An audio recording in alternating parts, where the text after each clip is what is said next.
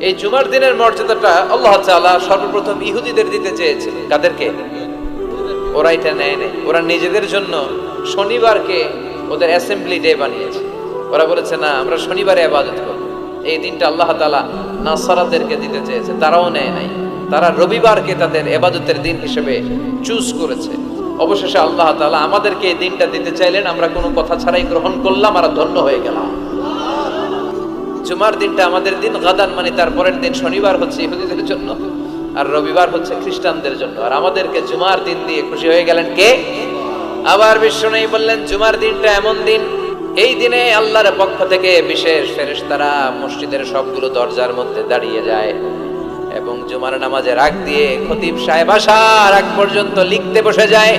কে কে মসজিদে ঢুকে নামগুলো তারা কাউন্ট করে, এন্ট্রি করে। সর্বপ্রথম জুমার সালাত আদায়ের জন্য যে মসজিদে ঢুকে